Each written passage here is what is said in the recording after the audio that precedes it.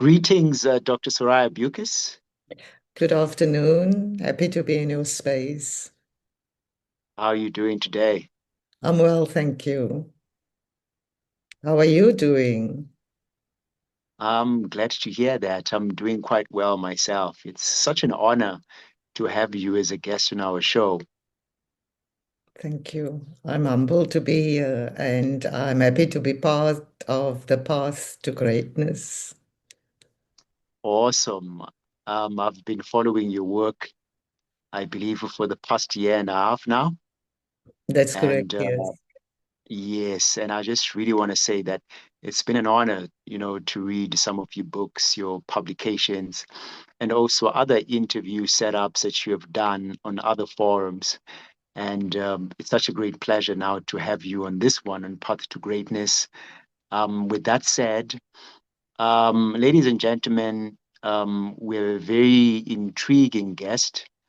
She's a gold mine. She's a wealth of knowledge, particularly within the dynamics of social justice and advocacy for affordable public housing, etc. Bio goes something like this. She's a highly distinguished human rights lawyer, an academic author, a social justice advocate. She currently chairs Higher Education Resources of South Africa, has a say, where she is a fierce champion for women's leadership and gender equity in academia. She's an inspirational scholar. She holds an LLD in public law with a research career bolstered by multiple Erasmus Mundus research scholarships, including mobility to the University of Brussels and a postdoctoral fellowship at the University of Rey Juan Carlos in Madrid. Welcome to the show. Thank you. Thank you very much. Like I say, I'm humbled to be here. And yes, I am happy to participate in our conversations on freedom, purpose, and impact, as you call it. Awesome. Before we dive into freedom, purpose, and impact, do you mind just sharing about your upbringing, where you grew up, and a little bit of details about your family and your siblings before we get into the professional space? Okay, may I just ask how long is our interview? Is it I is it believe under, now yeah? we have about 35 minutes now. Okay. No, I'm just, of course you will stop me because I could go on and on, you know. Don't Um, worry, I will and interject. it's it's particularly my upbringing and my background that makes me the social justice activist that I am. And because I've gone through the rigors of apartheid and its impoverishment and growing up on a farm, growing up on the rural areas of Rosenville in the township of De Novo, and know about the schooling on a farm, the schooling under a tree, the schooling without going to school barefoot, those are the stories of my era. It's not mine, it's not a unique story. But I broadcast my story basically to inspire, to show that it does not matter where you come from, it is your will and your intentional attitude towards the world that you could Mm, achieve anything. And you don't need to be connected in a particular way. mm, You only need yourself and your drive. And that is the message that I try to bring through my social justice work. At a very young age, round about teen years, we came to the city. My mom was came to the city as a domestic worker, then brought us into the city. And when we came to the city, my brother and I, we couldn't speak a word of English. And man. we were so lost in the city because we were so classy. And we also had the rural area braai, the R that we couldn't Which language were you speaking? pronounce. Afrikaans. That's, Awesome. I mean, I it's, know that, but our viewers don't know that. So hence why I'm asking. yes, And yes, then for Afrikaans. the, That was the language of that was our medium of education. And a bit of English, I will never forget the first English word that I remember is the word again. Because we were in our English class in Rosenwald, Novo, small school that also operated like the clinic and also the cinema. And in this English class, the teacher asked, and I was primary, of course, small primary school, and the teacher made us read a sentence on the blackboard, and she said, again, and the whole class kept quiet. We didn't know what again meant. And then she explained. So that's my memory of the first English word. And like I said, when we came to the city, to Cape Town, to District 6, because that's where we then found ourselves. And we were lost because of the city. Really, even now, any tourist can come here.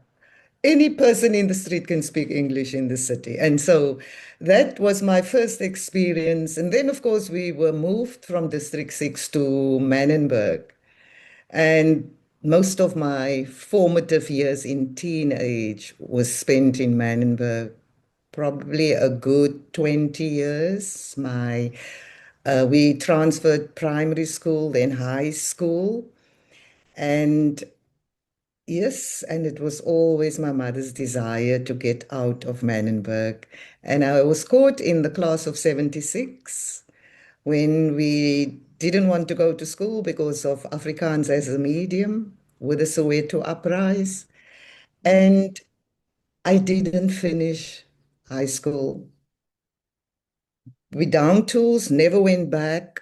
And it was what they called Standard 8 at the time. And you got what they call a junior certificate if you went to Standard 8. So I didn't do matric. From 76 until 2006, I never entered education again. Until 2006, when I went to university at the age of plus 40 for the first time to go and do my LLB. And wow. UWC took me in on an age exemption Mm, to do the wow. LLB. We might as well shoot a documentary on that. I believe a book is not sufficient. That needs a documentary. It needs the entire series. That's such an amazing story. If you don't mind sharing, during those days, whereby now you're out of school for several years, right? What were the things that were echoing at the back of your mind then? You know, the township, when we lived as poorly as we did, we were not unhappy. We didn't think of it as poverty stricken, and we were not coming in uprise on it. On the farm, life was life. You had plenty to eat. You played freely. We swam in the Hex River. Um, so there wasn't particularly dreams. Somebody asked me some time ago, who was your role model? No, we didn't have role models. Your role model were your parents. So Mm. when I came to the city and not even then, after the uprise and now going to work and then just never get back into schooling again. Um, Even with that small education I had, I my first job was a small job at Grootskie Hospital as a darkroom technician. Those years when you used to take an X-ray, there was a manual process of how to develop the X-ray, and we were working in the darkroom as darkroom technicians. That was my first job. Mm, After that, I saw an ad. I worked for 3 or 4 years there, straight out of like 16 years old, didn't finish matric, doing this job. And those days, somebody would bring you into the job. That is how you got the job.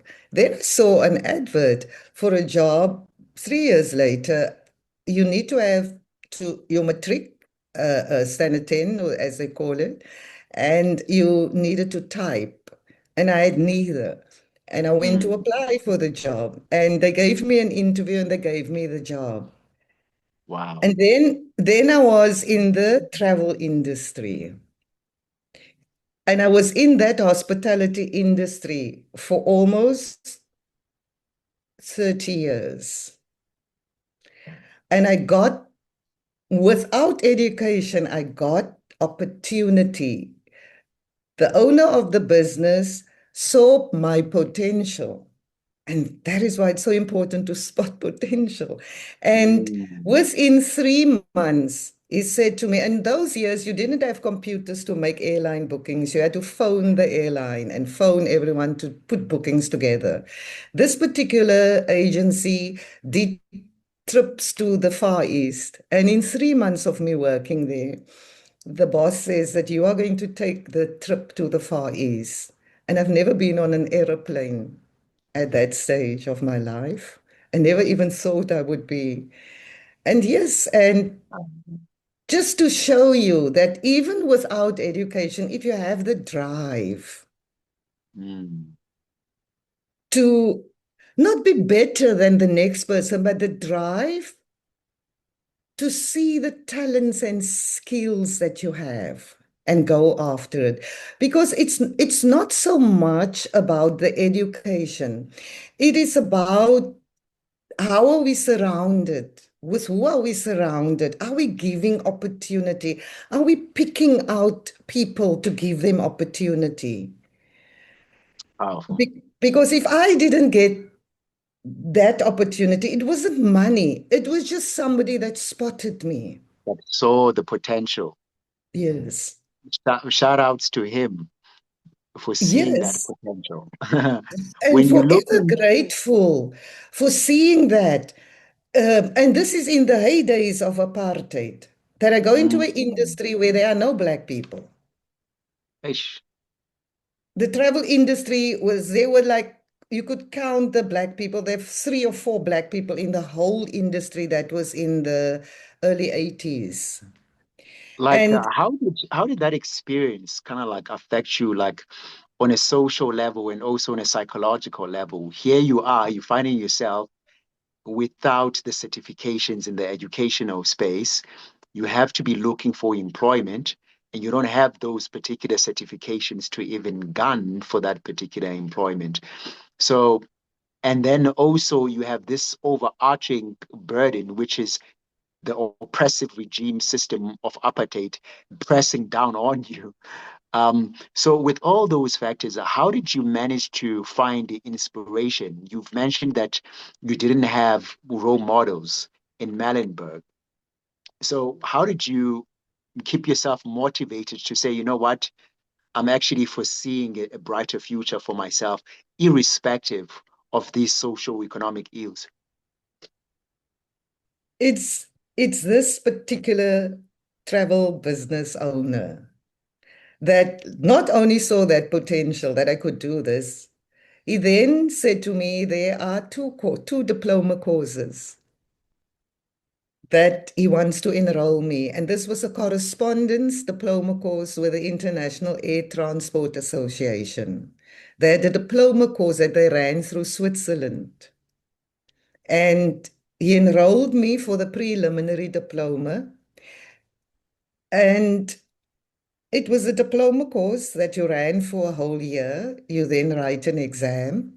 And then when I passed that exam, he said, brilliant, let me enroll you for the advanced diploma.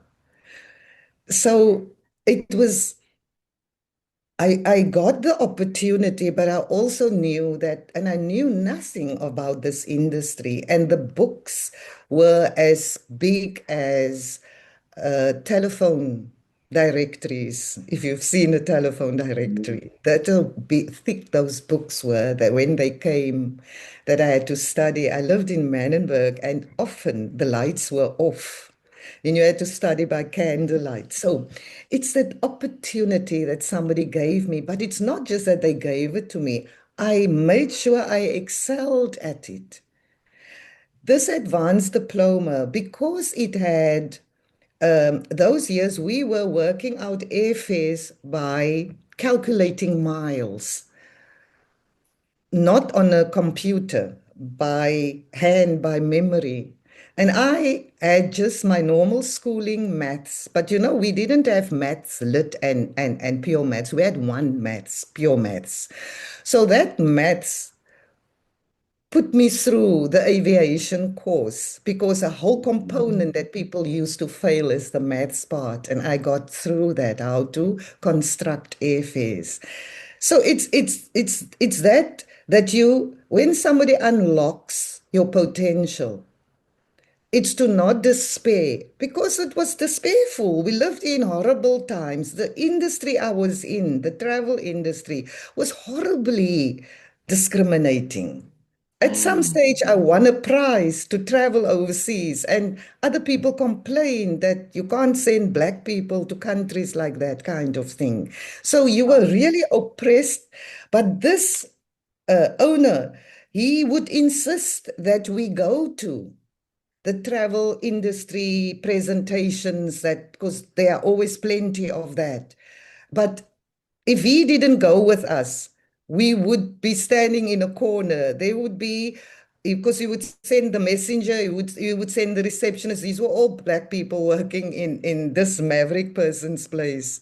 So it's Mm. all about that opportunity. If we talk freedom, that we want for our people, is the university space for me is such an example that I think that we are not taking charge of our opportunities.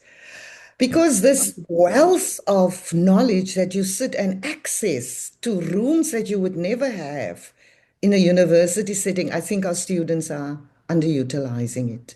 And that is why you come out of your degreed knowledge and you are not able to apply it, meaning you can't find a job, meaning you can't apply the knowledge to become entrepreneurial.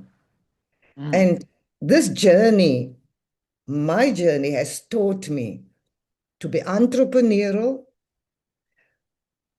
to be a go-getter. If you get the Amen. opportunity, run with it and put your best to it. Amen to that. Thanks a lot for sharing that profound information. I second that.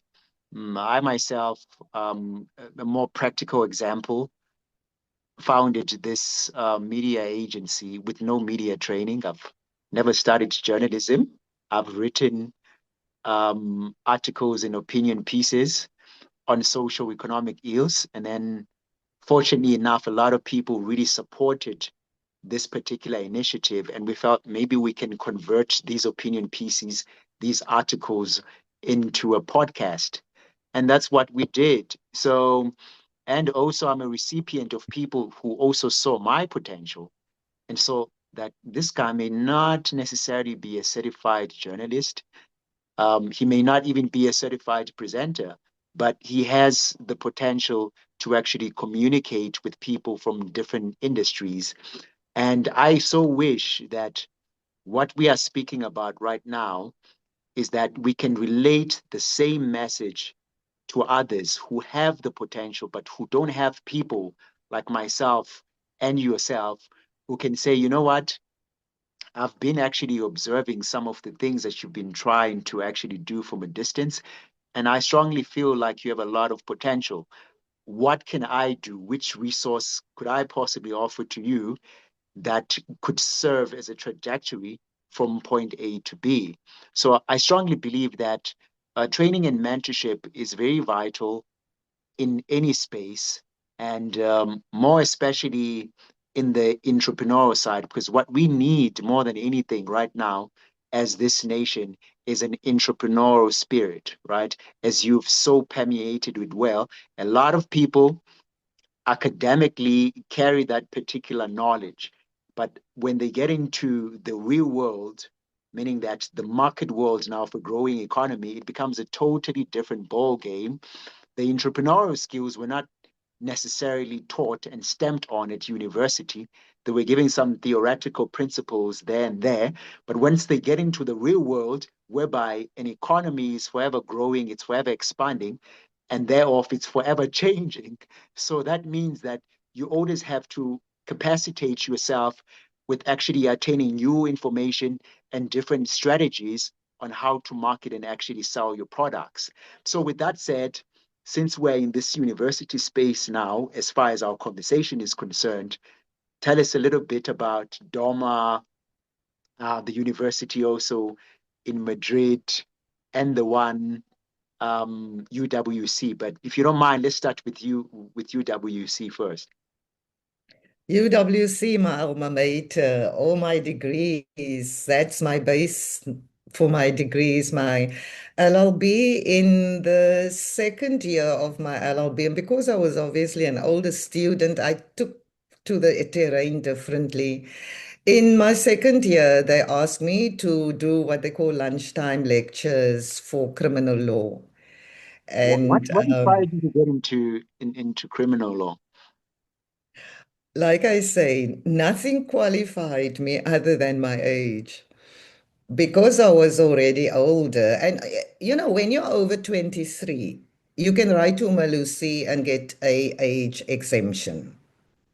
Mm. So anybody over the age of 23, you don't need a matric to go to university. You can get an age exemption. They look at prior learning. Um, uh, UWC has a division for lifelong learning. I think so does most universities, and they put you through the rigors of that program, and then you come in. But because of my prior work experience, they just took me onto the program immediately. Um, so I was teaching in the second year, and then when I finished my LLB, the fourth year, and of course now you're going to go to articles and practice, then they offered a bursary for a master's, which I never had in mind. And that is why I'm saying, if you have opportunity, you need to just be able to recognize it and run. And they then said, if you teach for us, we will pay for your studies and there'll be some money left for you to live on. Because I was doing this full time now. I only had money for 1 year to go to university. I didn't know what I was going to do the next year for fees. But then I got into student work and earned money through the student work. And so when I did my LLM, I was teaching, doing my master's, and whilst doing my master's, they offered me a bursary for my doctorate. And Awesome. so then I just thought, okay, if you're paying me to write it and I'm earning to keep myself, so it was never on the cards. It was never things in my future that I saw. It was how opportunity presented itself. Of course, it wasn't easy to you had no money. I wasn't working. I was an older adult. I had all the responsibilities of home, um, and no solid income. But the bursaries gave me a solid income. So, more so than wanting to do it, I also wanted the solid income. And it was a good synthesis. But of course, you had to put in the hard work. And when we were doing our LLB, they offered you 800 Rand for an A. So I worked hard to get A's so that I can get the 800 Rand to pay for my studies because that is what it did. Mm. So my journey for students is it's not that you need to be clever, it's you need to put in the work. Yes. And after that, when I was in the throes of my PhD, then I was offered the Erasmus Mundus Mm. scholarships, which are mobility programs. So I went to read some of my PhD in Brussels at University Libre. There I wrote some of my chapters for 6 months. And then Erasmus offered me, whilst I was still completing my PhD, they offered me a postdoc in Spain. and in Sweden. And I went to Spain because the weather is just better. Because to be so long in Europe as an African is not an easy thing. Speaking And about these different countries, if you don't mind me interjecting, speaking about these different countries, Spain, Sweden, South Africa, what would you say you have kind of like pinpointed as a massive difference between these particular universities?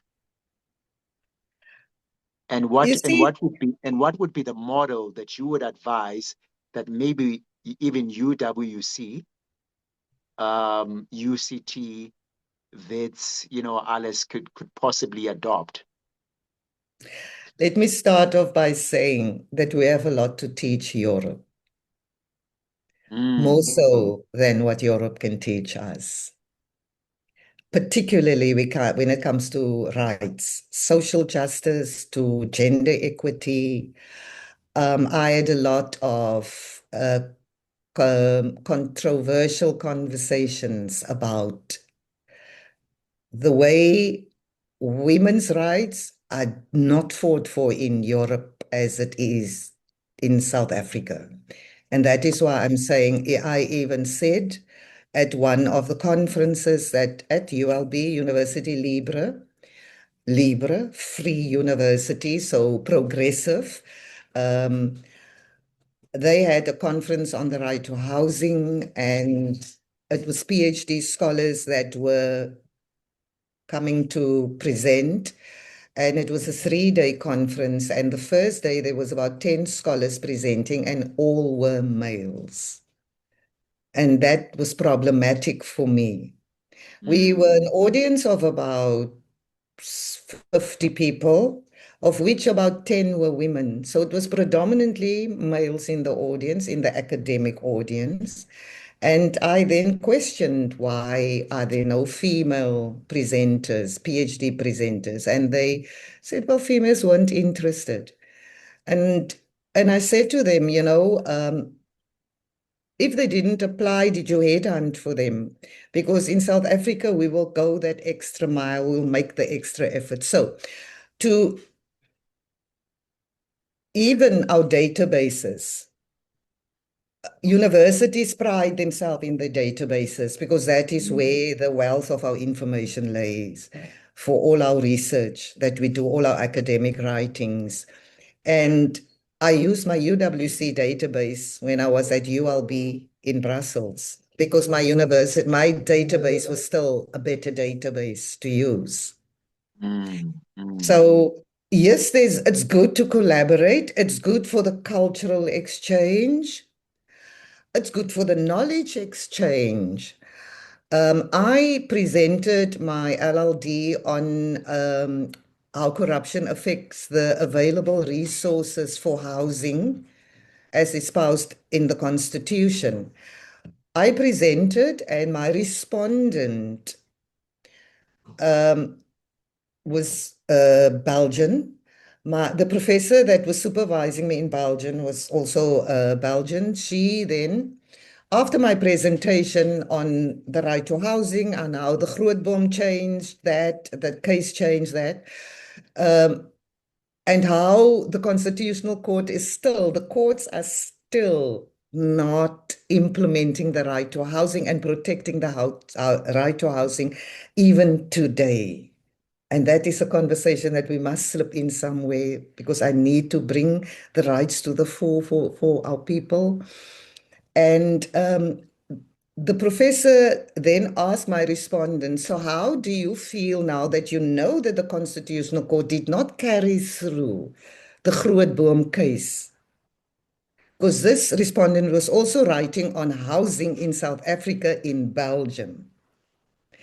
And she was not thinking that we have anything really to offer that's different. And that's the attitude often mm, mm, that that Europe thinks they can research our knowledge and know then more than we do.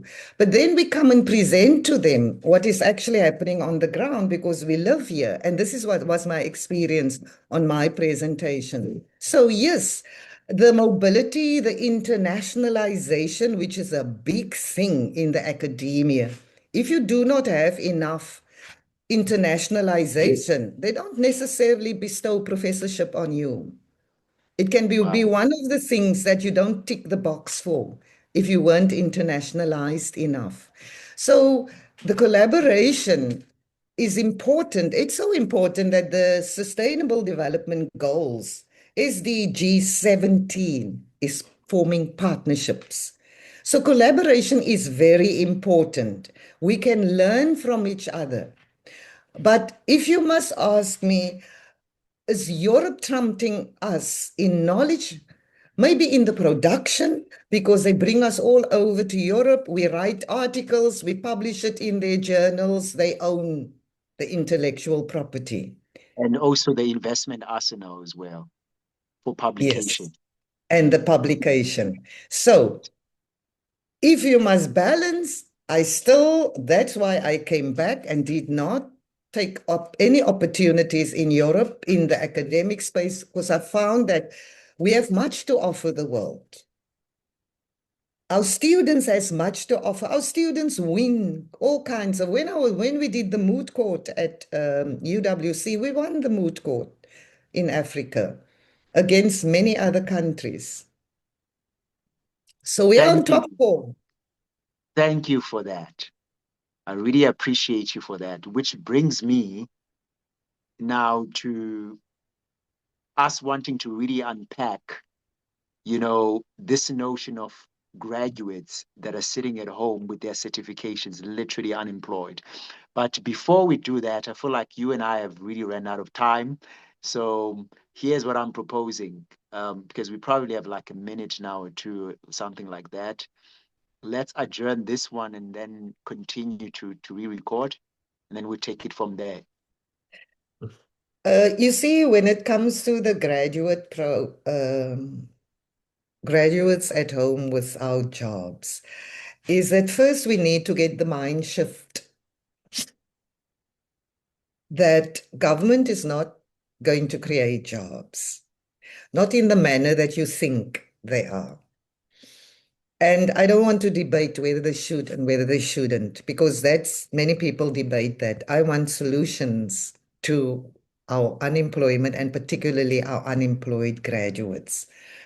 You see, you need to get to the realization that a degree is not a ticket to a job. A degree is a toolkit of skills that you either going to apply in the job, or if you don't find formal employment, you're going to apply in an entrepreneurial way. It creates those skills. Each university have what they call graduate attributes. So universities are not teaching students in a vacuum. Like, Mm. you doing your science degree, these are the subjects, doing your LLB, no. There is an expected outcome. The graduate attributes points to the workplace.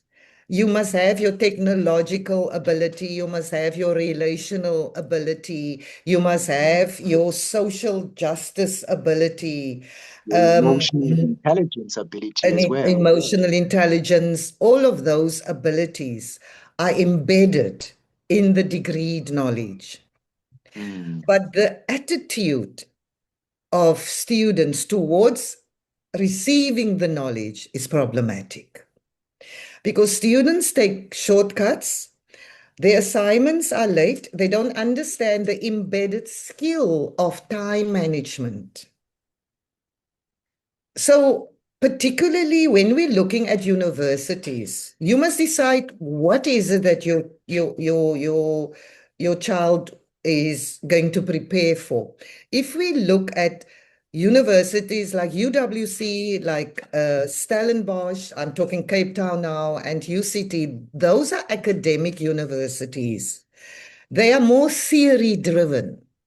That's Mm. their essence. They research universities, theory driven. When it comes to technicons, you have a different kettle of fish. The Mm, technicons that converted to university, so it's not a downgrade from an academic university. They are different creatures. mm, The academic universities, that's research institutions theoretically driven. When it comes to universities of technology, they have work integrated learning where you are placed in positions of jobs during your diploma, mm. during your degree. Right now, I'm teaching at CPUT in the engineering faculty, public law. Those students would have gone to industry and worked in industry. Yes. And that is where you make your connections, you get your rhythm of what is maybe needed. And if you have put on your entrepreneurial thinking, which anybody can do, remember, I had no book knowledge when I went into the travel business. And after being in it for some time, I started my own travel business. And it was very successful. And without any of the LLB knowledge, it's about drive and perseverance and just overcoming the obstacles, go around it, around, under it, over it. So when it comes to our graduates, what I have done is because you can't reach each student in the classroom, because our classes are also very big at university, they can be 200 strong, 150 strong. So, of course, university is not high school. You're an adult, you're 18 years old and over, you can enter into contracts, you have legal freedom. So you need to decide, what am I going to do with this space?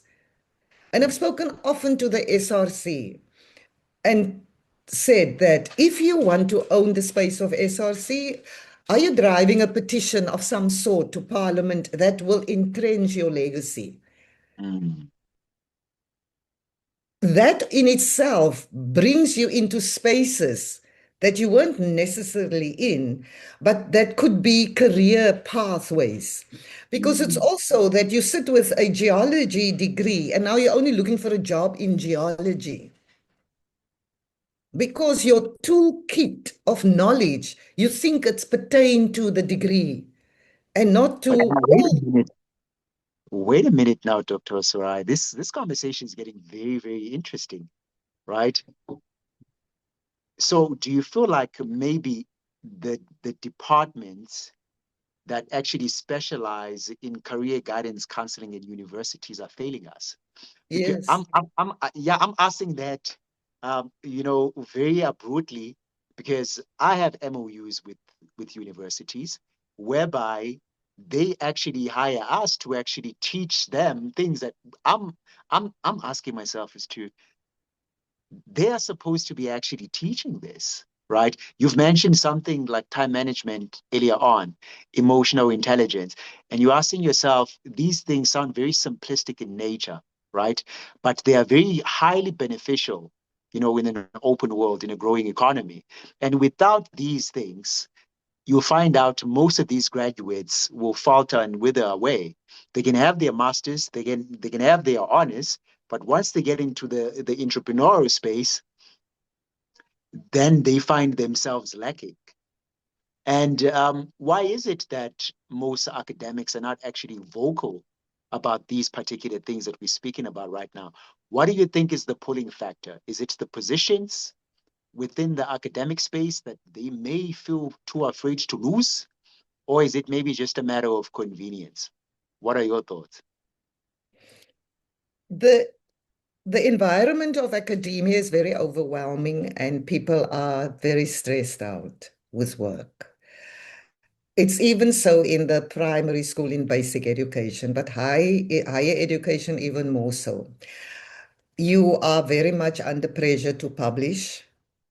You are very much under pressure to teach. And then there's all kinds of committees that you are on. So And people have been in the industry for over 30 years, 40 years. People get jaded because there's a lot of bureaucracy in the higher education space. It's not an easy terrain to change. The community of practice is what it is. Mm. But me, from the type of background that I come from, and that is why I'm so passionate when I speak to you about, just hold on, my dog is busy. Let me just put him out. No problem. Pass my greetings to the dog there. Sorry, See, sorry about that. He was busy trying to also see who I'm talking to. you want to Um, join the conversation. Perhaps you can yes, ask he him wanted that. to. So as I was saying, the environment doesn't lend itself to change. It's Ish. very difficult.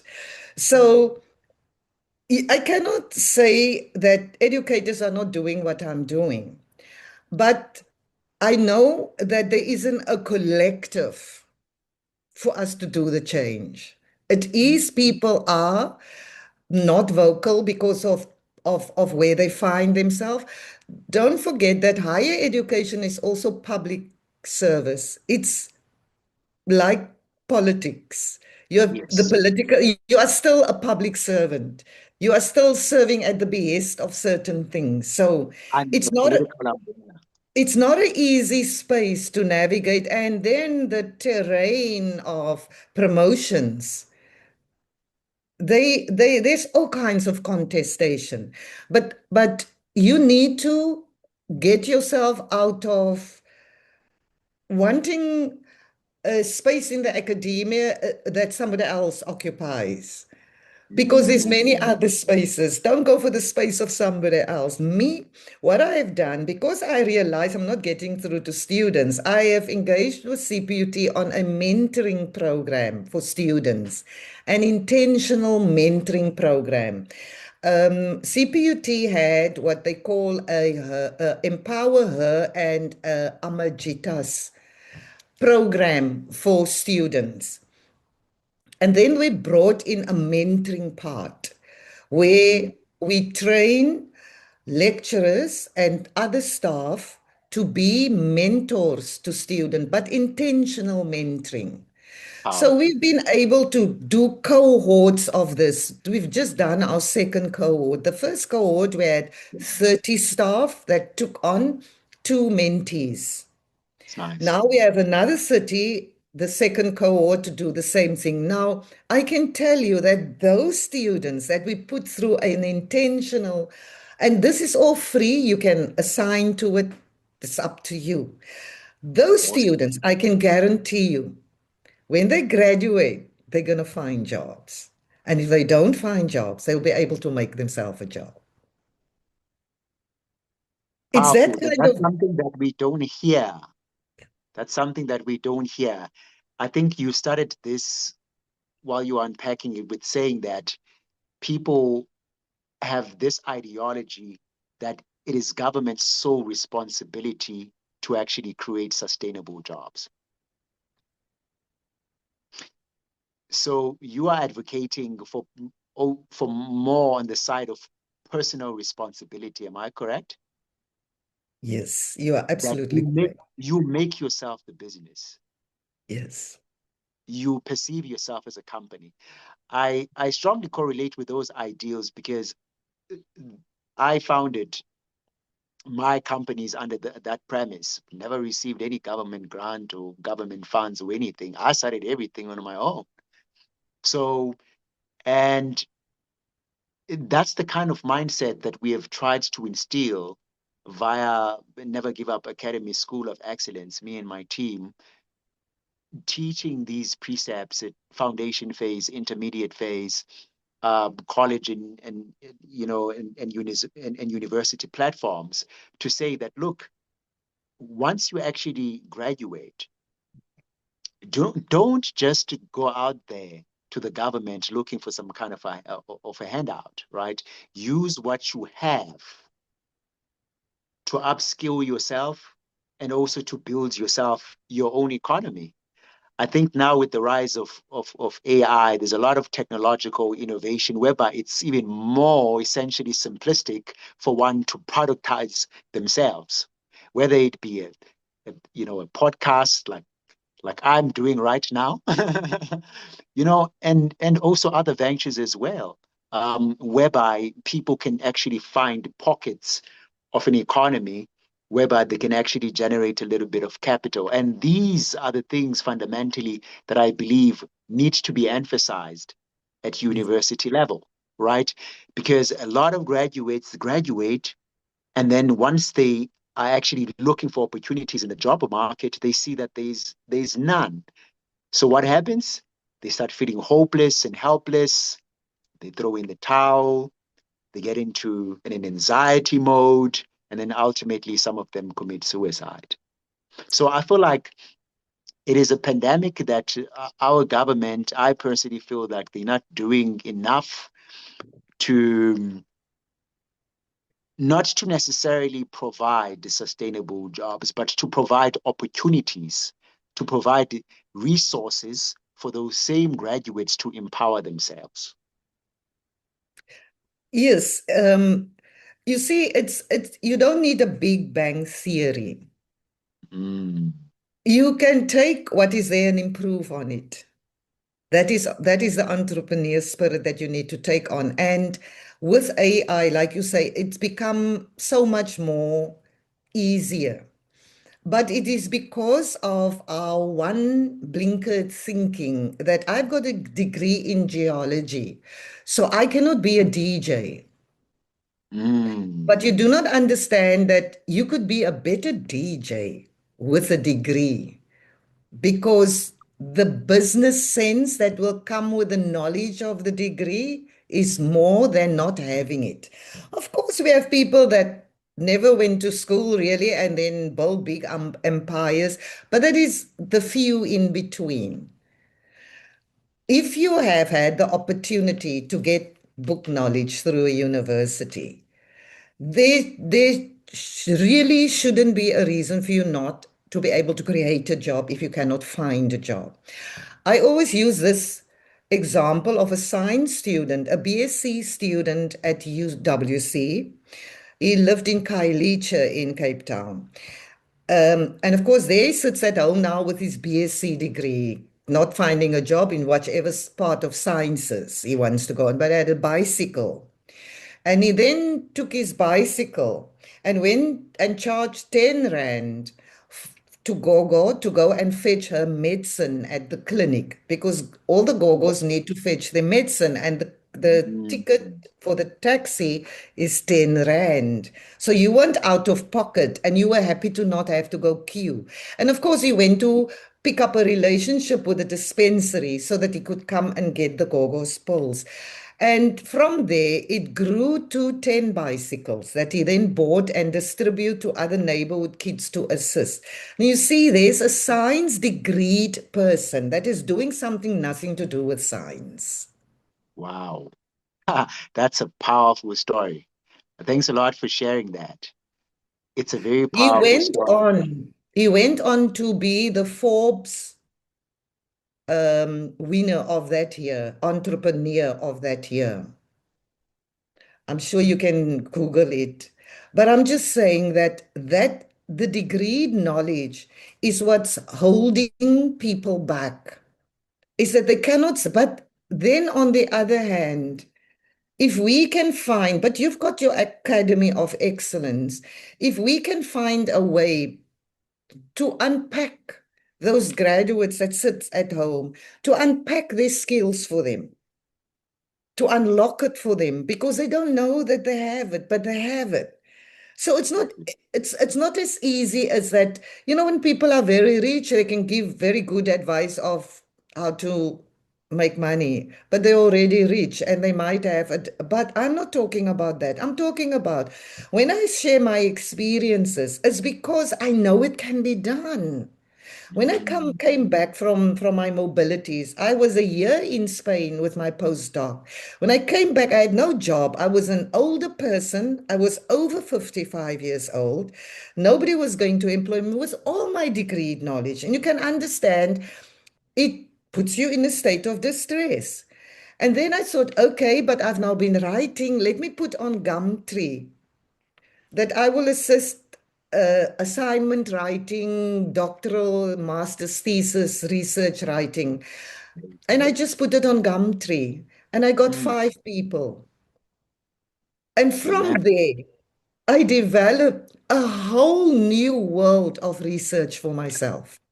So, starting off to want to be a lawyer, I'm now a social justice activist, yes, a human rights lawyer, but I am writing books. I am producing articles on human rights. That was not my intention, but my toolkit of knowledge, Mm. degree knowledge. In this toolkit, there was this thing. So we need to unlock this toolkit for our graduates that's not seeing it. Whether it's a psych degree, whether it is a B.Ed degree, whether it does not matter which degree, you can create a job with that degree for yourself and for others. Wow. Um, this is powerful. I wish that you could echo that through the airwaves on every platform so that our people can actually benefit. You see, what you've just shared with us right now, that's inspiration 101. And it makes me to reflect on how I started as well, right? So, me and Bimo, we started out selling t shirts, but today we're having interviews with parliamentarians. People have forgotten that. Not few years ago, the only thing that we had was just selling Antanganga t-shirts, some people on the streets. And then from there, we evolved into actually building our own school Yes. without without Eh, any investment, without any investors from anywhere. And then from yes. there, we built in, Never Give Up International. From Never Give Up International, it was Moments Away Media. It's this platform right now, Path to Greatness. So to all the viewers at home listening, we're not just giving you guys some inspiration 101. We're actually speaking about real life stories that we emanated from these positions ourselves. The problem is with most of us South Africans, we tend to want to classify certain industries and certain jobs and spaces. Yes, jobs are hard to come by, but there are jobs actually out there. But it's just that a vast majority of people do not want to actually do them, right? Yes. So even though people were putting me on a high pedestal at that particular time, I said to myself, I'm going to start a t-shirt brand. I'll see how it will actually go. And not before long, we were just started to see ourselves being absorbed into a mentorship program that was being led by Laduma of Maxhosa. And then from there, we saw ourselves selling the same T-shirts to people. Started having clients in Texas and also in California. Right. Wow. I'm getting to what you were saying about this whole notion about potential. Right. Um, so from there, we saw that sky is the limit. Um, you only limit yourself. So from there, we attained that self-belief to say, you know what, maybe we can actually achieve anything. And look at where we are today. So I totally agree with you on that one. Now, moving on, has SA. What a remarkable institution. Could you just share a little bit of tenets about that one? Okay. HERS has been around for the last 22 years, and they advocate for leadership, for women leadership in higher education, women equity in higher education, because as it is with higher education, 49% of jobs in higher education is on contract. So it's what we call not decent jobs. And of course, the population of employees are mostly women, but they don't necessarily have the higher positions. and not in the numbers that they should, which they represent. So there's always a push. There are many others that's also doing it, but that has been the main thrush for HERS SA. So we have the two leadership academies, an emerging women's leadership academy that we run during the month of May.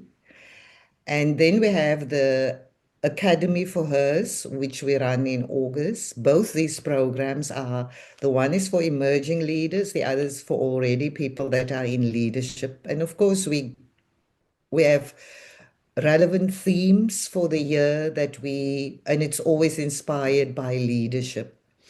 We run gender-based violence awareness and all kinds of commemorative awareness in the space besides our leadership programs. So, like I say, there are other institutions that's also doing it, but hers has been one of the household names for many, many years. I have, in fact, stepped down at a couple of months ago as chair of hers because my tenure is done. And not just that, I wanted to pursue the mentoring because I have my own foundation, the Soraya Beukes Foundation, and I wanted to pursue the mentoring because for me, it's more than what we need is the mentoring part, the coaching and the mentoring. And I felt that because the HERS platform kept me very busy, of course, with the programs that we're running, but I wanted to reach the students because they are our future and I need to put my energy in them. I still go with women leadership programs with my foundation, but my biggest focus is student mentoring. And it's an NPO. I'm not necessarily looking at making pots of money with it. My idea of student mentoring is that I want to cut through the community of practice in Mm, higher education. And because I'm not necessarily tied in it for as others are, I am mostly on contract work. I am able to go into enclaves where I can see these are the pockets of difference. mm, So when I speak empowerment, when I speak job empowerment through mentoring, it, it's the mentoring to get students life ready. When I speak about graduate attributes and students, a student that goes with his degree knowledge for an interview and have to speak about experience because it's a big thing for students that I don't have experience and they're always asking for experience. That's a misnomer to think that a student doesn't have experience. The fact that a student hasn't worked in the workplace, that doesn't detract from the fact that the student know how to write a report, how to time manage, how to work in a team, how to supervise a team, because you've done all of that. And normally you need to keep a portfolio of evidence through all your assignments. So if you're going for your job interview as a graduate, you need your portfolio of evidence to show when the question of experience comes up. You need to say, I have not been in the workplace formally, but this was my work integrated learning. man. Here's the Mm, evidence of my experience for 3 years. I've been doing projects and assignments where I work in teams. So I have experience on working in teams. I have experience of having to bring the project in on time. I can mm, write a report. So can you see how you then become more appealing to that don't have experience? You don't speak, exactly. you don't lament not having You're more experience because resourceful. you have. Mm, you're more resourceful. So You tell me, are. is are these mentorship programs in person or also virtual setups as well? And is there It's maybe a particular criteria? as with regards to joining in, and also a certain quantity as to how many students you can take in maybe per term, depending on the structure of the program?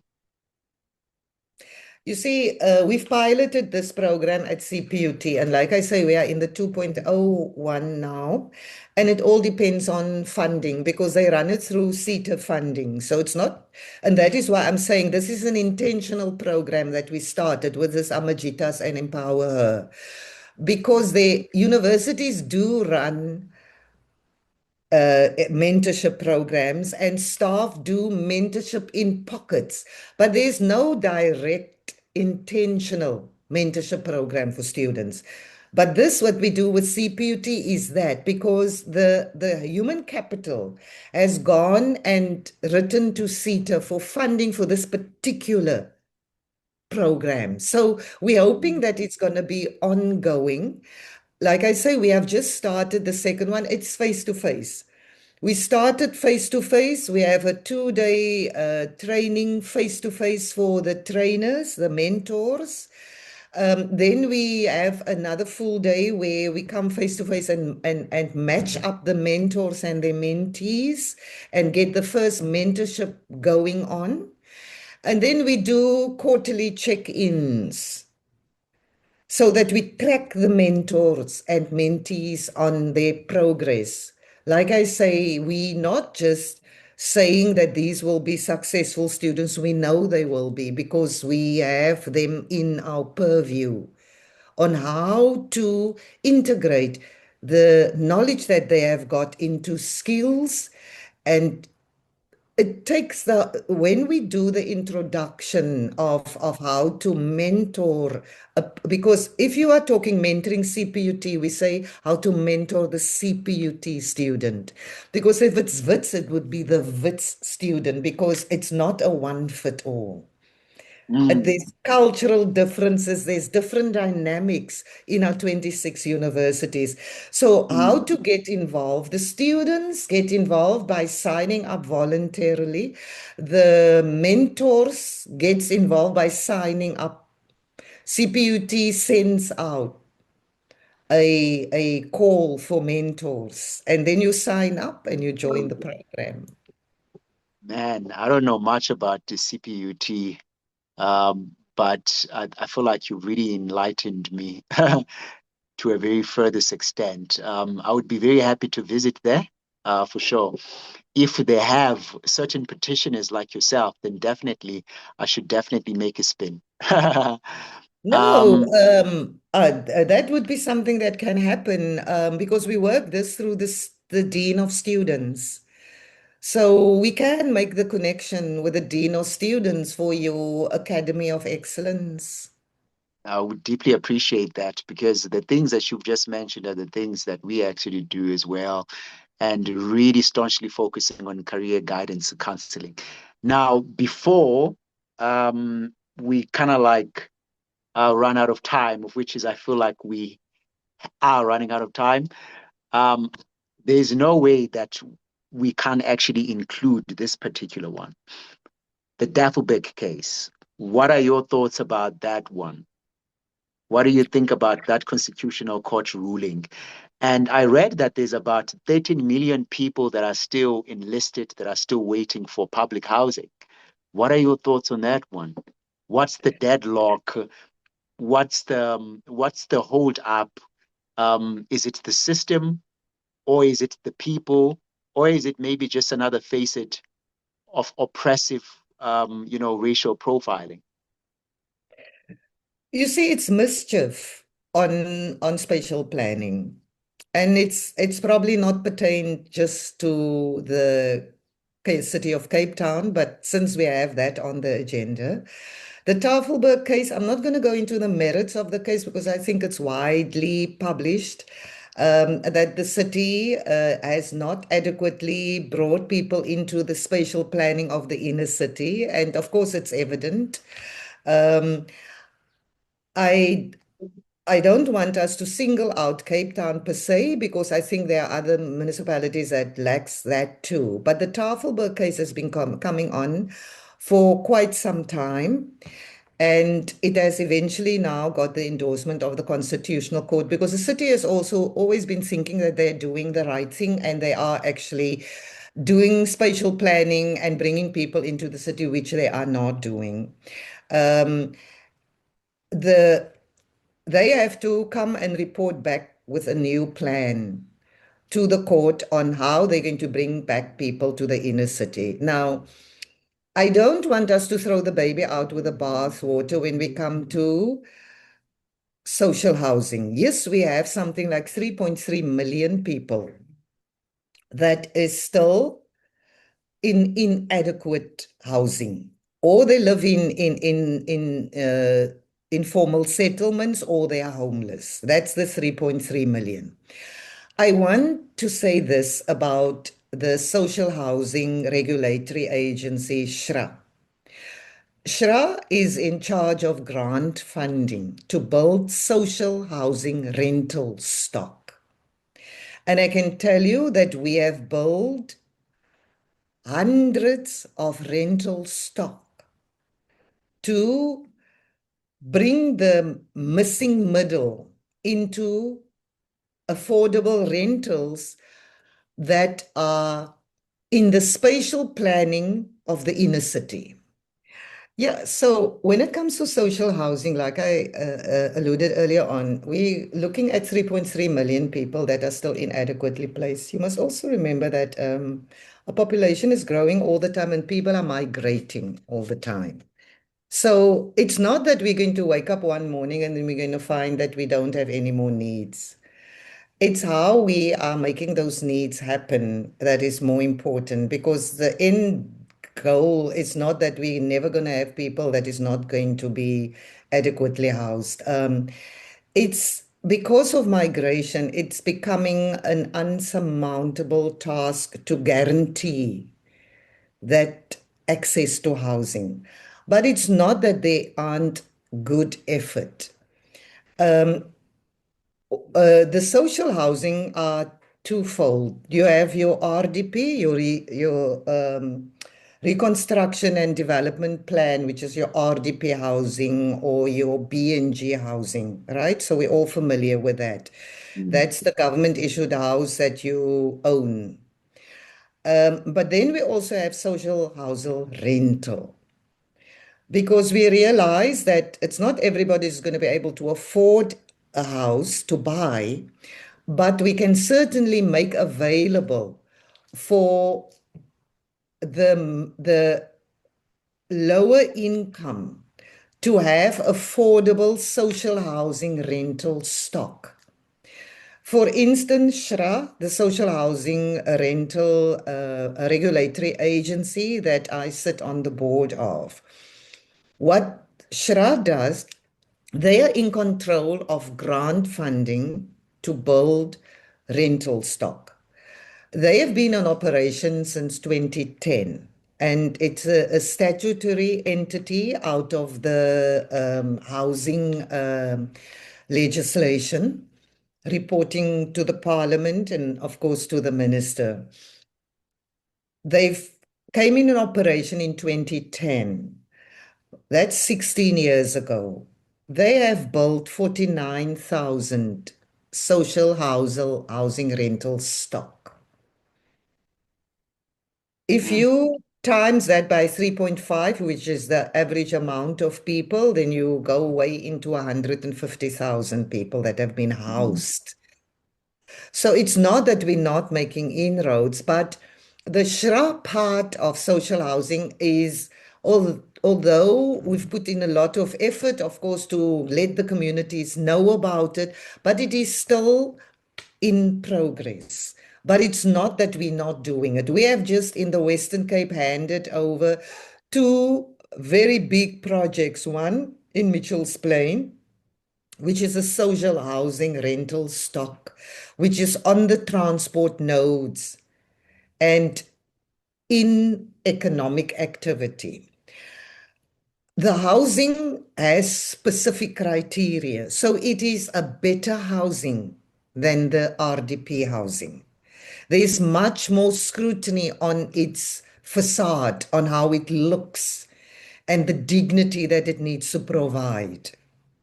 So if you look at where they are set up next to other affluent housing projects from private housing companies. We've had one in Somerset West, which is called Summer Life, also about 1,000 units for rental, next to very expensive other rental stock because we look the same. So it's really something that people should take cognizance of. If I can mention names, in Cape Town, we've got the Conradi Park, the Somerset Life, the DC Goodwood. There are many others. Then we have in Durban, we've got Hilltop, which is also probably housing about 1,000. Then in Johannesburg, we've got Josco Housing. These are all the social housing rentals, and they are for people that earns between 1,800 and 22,000. So you can see even somebody with a SASSA grant will be able to afford the rent. Mm. It's They range, basically a South African version of a Section 8. yes. Okay. And it's rental stock that you can afford throughout your life because it's controlled rental. SHRA controls the rent. You must earn into that bracket, and the rental is between 800 Rand and 5,500 Rand. That's the highest rental. So if you earn 22,000, your rental will be 5,500, and you will have access to a two-bedroom, very dignified, beautiful big bathroom with shower and bath. You have a kitchen with a built-in stove, open plan. Like I say, it's extremely dignified and don't look like we're competing with the neighbors in so far that we look like this is social housing. Mm. So I Thank you. don't want us. Besides for the salary bracket, Dr. Soraya, besides for the salary bracket, what other criterias? You have to have an income, a permanent job, or a job where you have a regular income. Or if you're an entrepreneur, if you can show income, 6 months income. So there's no means test. It's basically based on your ability to pay the rent. But like I say, the rent is controlled by SHRA. So it's not that you can now decide as the property manager, because we have these SHIs, the Social Housing Institute, that manages these properties once they have built it, because we give them grant funding to build it.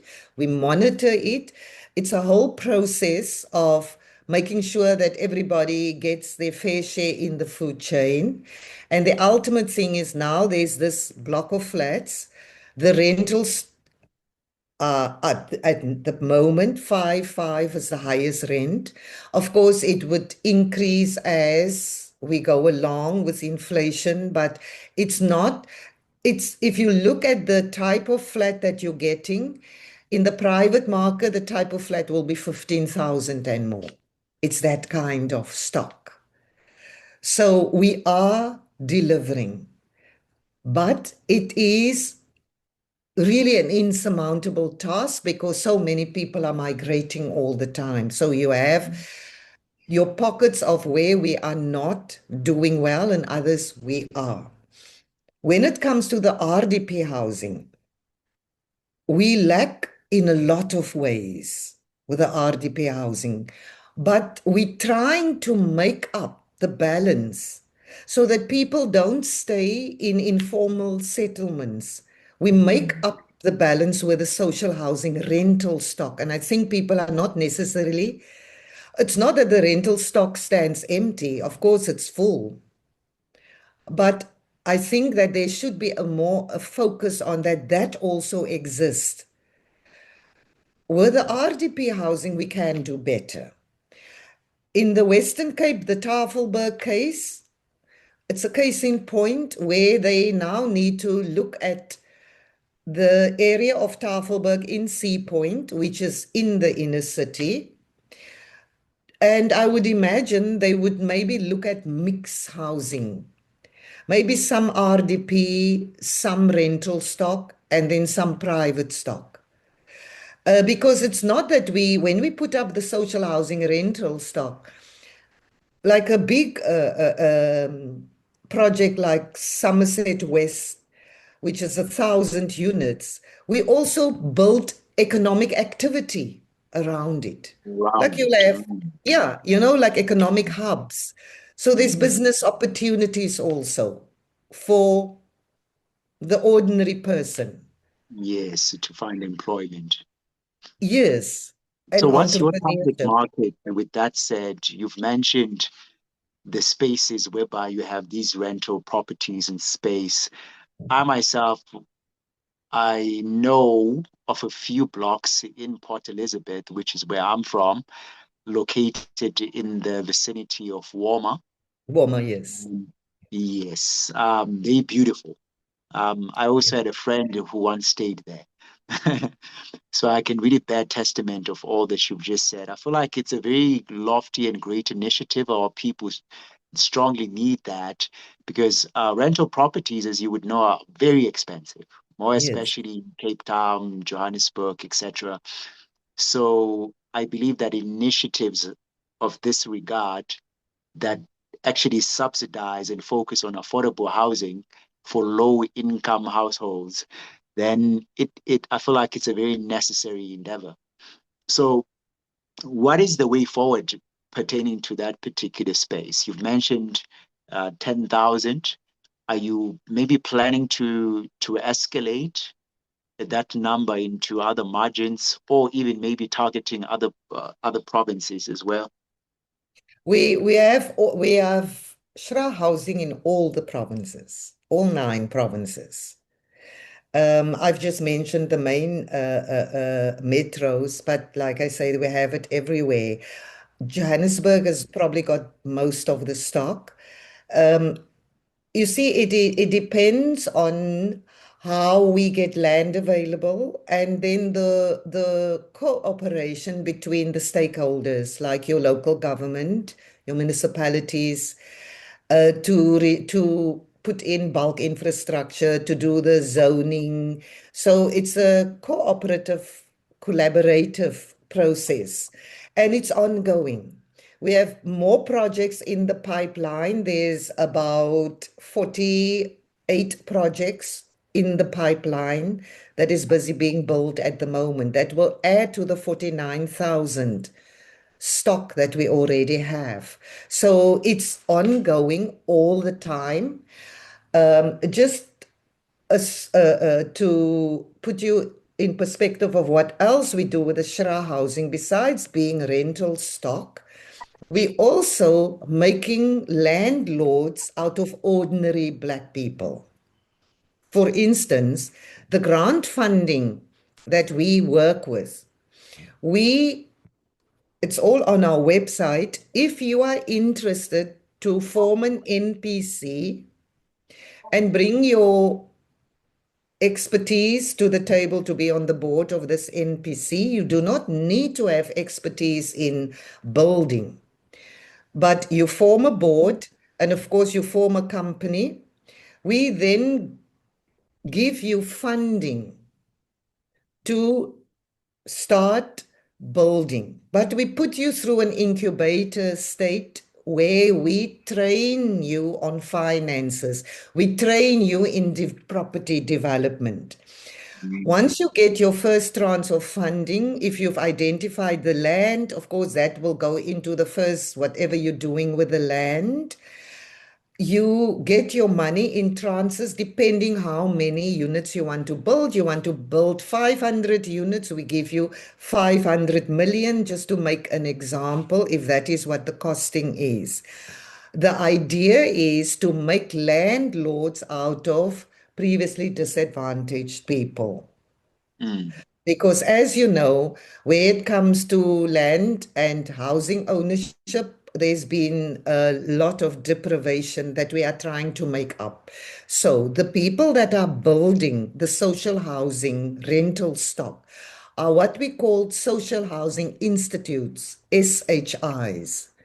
Mm. They consist of ordinary members that has gone through the paces and started building. Some more than others, like Josco's got quite a few projects going, but they are the individuals.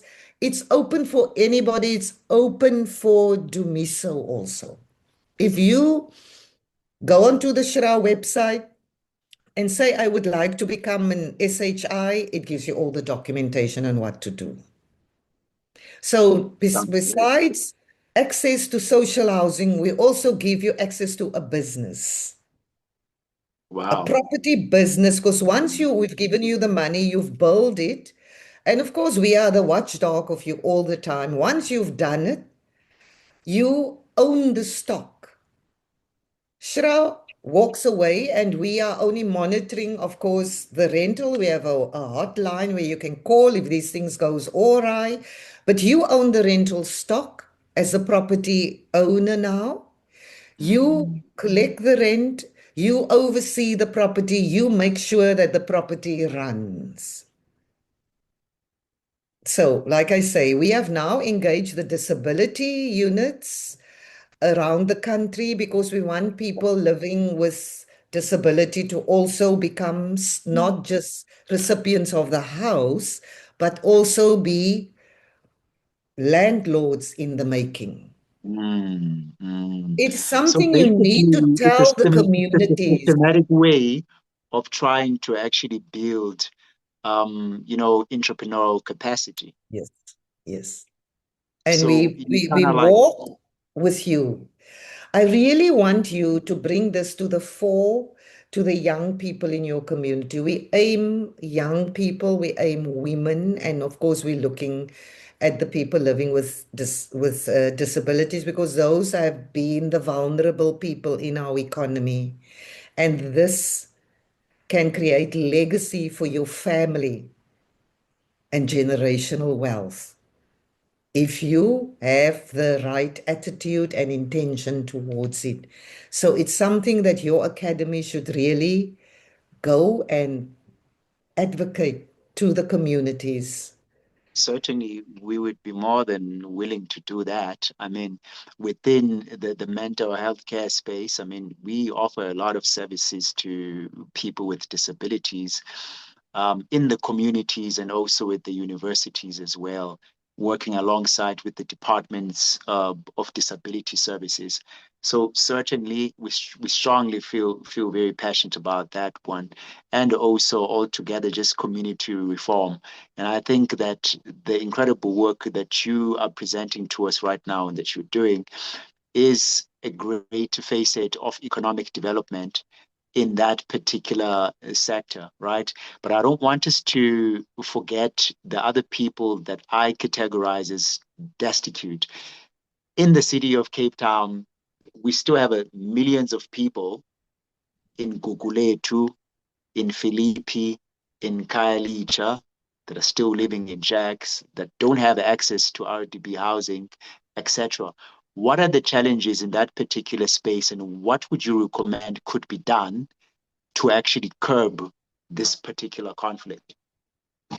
You see, in the same way how the court has now given what they call a supervisory order in the constitutional case of the Tafelberg, they've given a supervisory order, meaning you must come back and tell us what you're doing.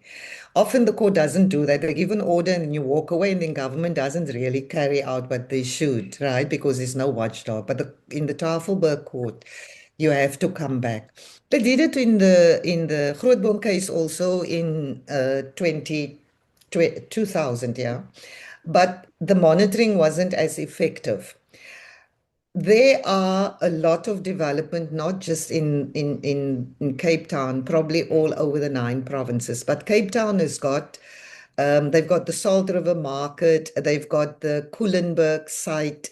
Those are huge areas that they are set for spatial planning and for business hubs with mixed housing, including RDP, rental stock, and then private stock.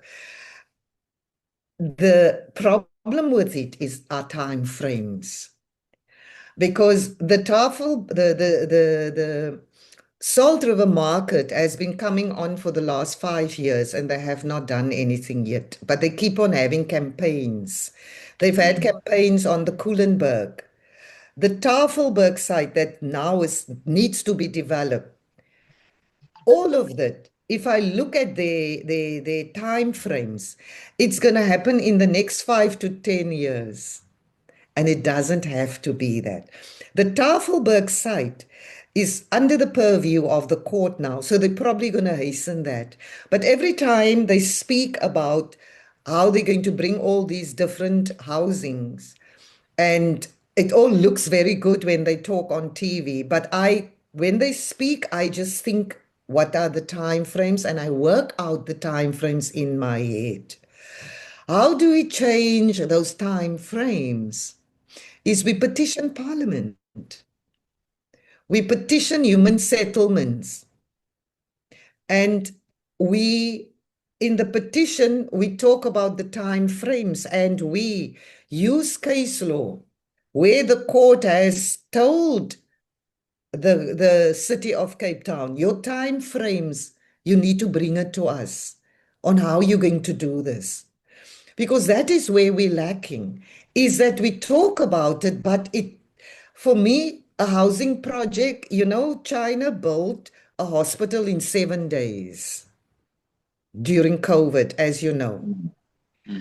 We have had projects in the Western Cape, deliberate projects where we build schools in 200 days. Wow.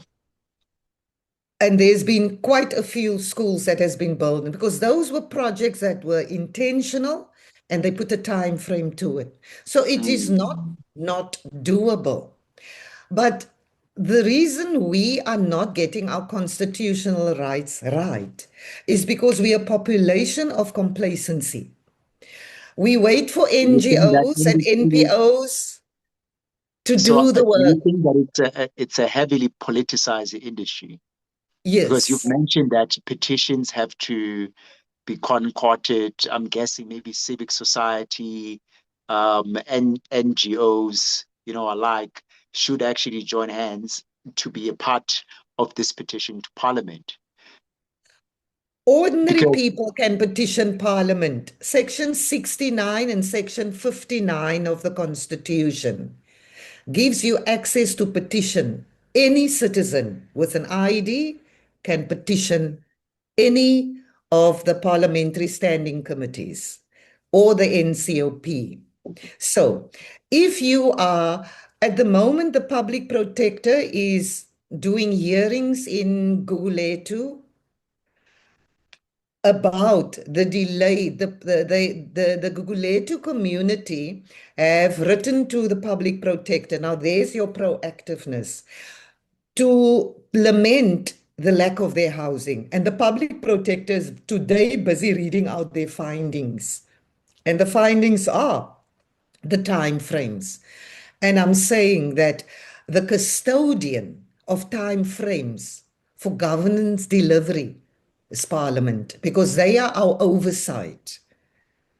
And so hence, there it's is, not local government that you go fight with. You go fight with Parliament because you, as a citizen, when you vote, you give your voting mandate to Parliament, not the judiciary, not the executive. You give it to the parliamentarians.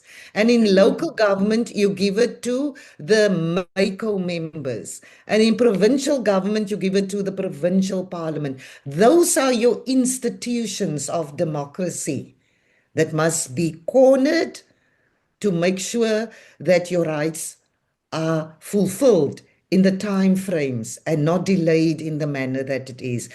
We can't wait it's just not a matter of for not having a budget, basically. there's no such thing as not having budget. So We there is brought a budget for 600 this kind of million development. into the fray for the March and March 30th June March. We bought 600 million into the fray in 48 hours. Mm. Whether we took it from a disaster management fund, it does not matter which fund we took it from. It was available to be taken. So we take no prisoners on government saying that they don't have money. Government has a responsibility to build houses within their available resources. That's what the Constitution say, and that is what the International Covenant on Socio-Economic and Cultural Rights say. Government is a party to those covenants and our Constitution. We have a right to petition them on time frames. We have waited too long. We must petition them on getting our RDP houses, and then we must petition Parliament on the judiciary's lack of protecting the homes that we own. Remember, your Section 26 right, access to a primary home, is the right from Khayelitsha to Camps Bay. Your primary home is your Section 26 right home. If that home has been bonded with a mortgage and you are about to lose it because you lost your job, like we do, like we did, like we are, the judiciary must protect the value of your property, and they don't. They Mm. give banks the leeway to sell your property that is valued at 500,000 for 50,000 or 10,000. And that is a travesty of justice, Mm. because the judiciary has a Rule 46 in the court rules that says if a house is being sold in execution, you must put a reserve price. So they hold the power to put a reserve price, which is equivalent of the market value. So some courts do it, others don't. Why?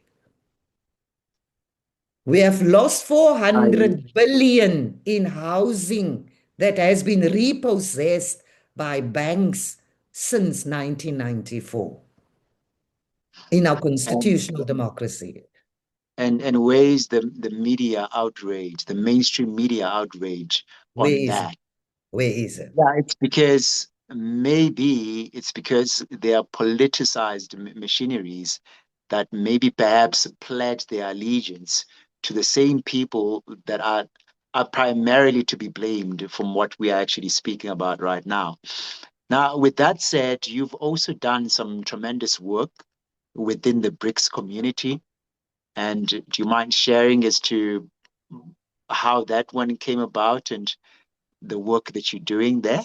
I believe that we are left with 4 minutes right now. If you can Yeah. just quickly unpack that and Yes, BRICS came about 4 years ago. They started the Institute of Research at DUT, Durban University of Technology. They hub, the research hub of BRICS, where we signed up as volunteers for research in the BRICS space. So what I am for BRICS, I am what they call a community of practice fellow. So I do reviews on their publications. I do reviews on they've got journals also, the International Journal.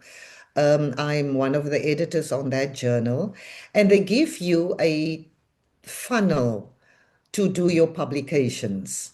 So I'm busy publishing on the SDG series, the Sustainable Development Goals. I have published, I've got my book here. I've published this book on housing, which is SDG 11. And then amazing. And before you continue, where could we possibly access that book? if you Google it, it's online with Amazon, or you can find it in any good bookstore. So if you Google it, it will tell you where it's available. Thank you.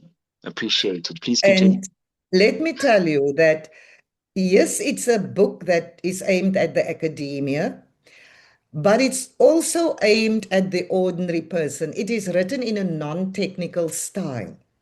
And if you Mm, want to know how your housing right, which is your SDG 11, sustainable cities and communities that the UN wants us to have by 2030, if you read through the book, you will see how attainable it is. There's too much lamenting going on instead of us just fixing the problem. And a lot of it doesn't need to be fixed just with having pots of money. When you do a petition, as an ordinary person, you don't need money to do a petition. You write the petition of what you feel is a public interest thing, and you find the committee that deals with all these things are available on the internet. So it's not that you need to have these deep pockets and you have to be in NGO in order to hold government accountable. We are too complacent in not holding government accountable. For instance, the NSFAS funding. mm, Students are protesting when they don't get paid. They're not protesting about the entity. The entity should really be collapsed into the universities like it used to be when they didn't corrupt the money. Now you have mm, 7 billion corrupted out of NSFAS. 7 billion can give free education to everyone. If exactly. you, yes.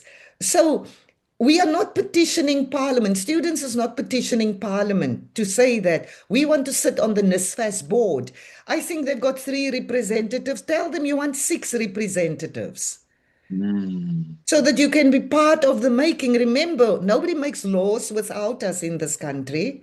Parliament are the lawmakers, yes, but when they make a law, they must come to the public and say, here's the law, give us your input. There's no law made here without your input. But did you give your input? So you want a mm. better future for your grandchildren. Be more proactive and do not go and sit and retire. You have a lot of work to do. You have social justice work to do to make our country flourish. And it Speaking can. about social justice and this nation flourishing, and also with us as a collective of South African citizens having that input, maybe this is where we need to start by sharing this podcast with every South African.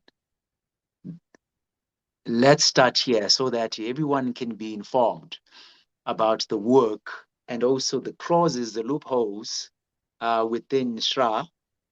And it's very fundamental information that I really advocate to be easily accessible. And I also admire you for kind of like employing a non-technical writing style so that the average Joe down the street can be able to comprehend and see as to what is accessible to him or her.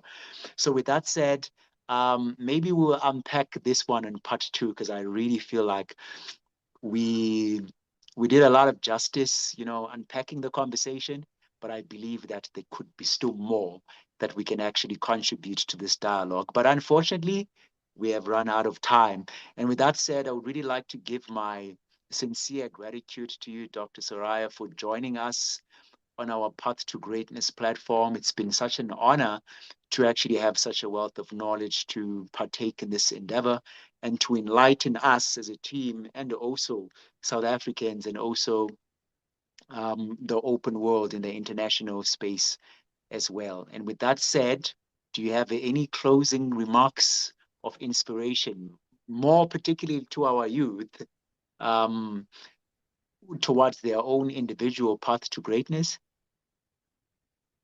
Yes.